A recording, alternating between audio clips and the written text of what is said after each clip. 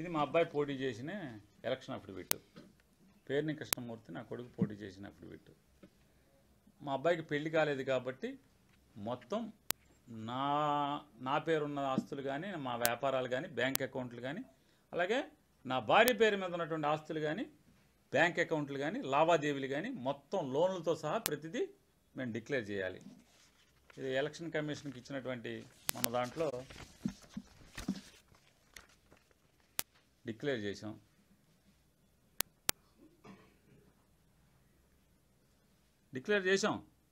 ఏంటి దాపరకం ఎక్కడుంది? రిజిస్టర్ ఆఫీసులో డాక్యుమెంటు, ఇన్కమ్ ట్యాక్స్ రిటర్న్స్లో ఫైల్ చేసాం. Income tax returns ఏదయ్యా?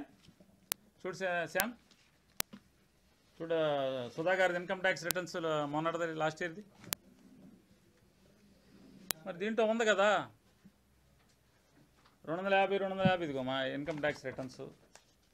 Income tax రిటర్న్స్లో కూడా ఉందిగా ఆస్తి కొనుక్కున్నామని.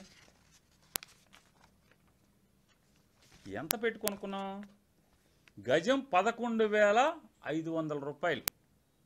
గజం 11,500 రూపాయలు చొప్పున 57,50,000 రూపాయలని లింగం రామణమూర్తి గారికి మనీ ట్రాన్స్ఫర్ చేసి రిజిస్ట్రేషన్ చేసుకోవడం జరిగింది.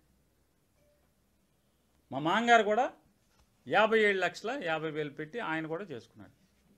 ఎందుకు చేసుకున్నారు, ఎట్లా చేసుకుంటే అన్ని ఇన్కమ్ ట్యాక్స్ లింకులు ఉన్నాయి.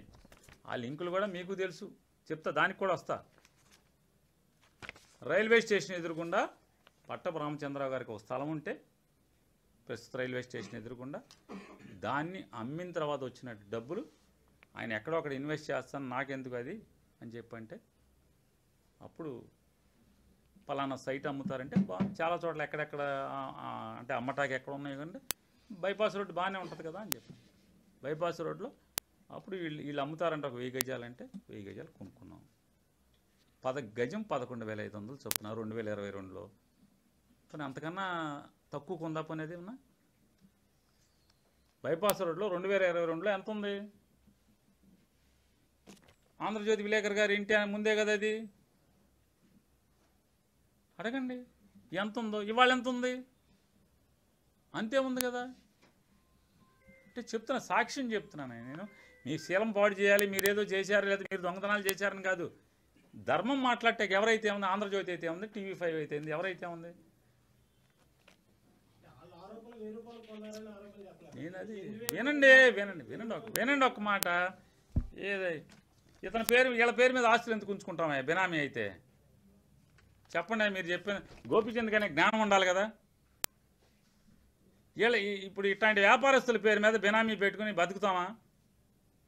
చెప్పండి. ఇప్పుడు ఏ పార్టీ అధికారంలో ఉంటే వాళ్ళతో తిరిగే వ్యాపారస్తులతో ఏం చేస్తారు? ఆస్తులు బినామీగా పెట్టుకుంటారా? బినామీ అంటే ఏంటి? సత్యదాకా మనతో ఉంటారనే కదా.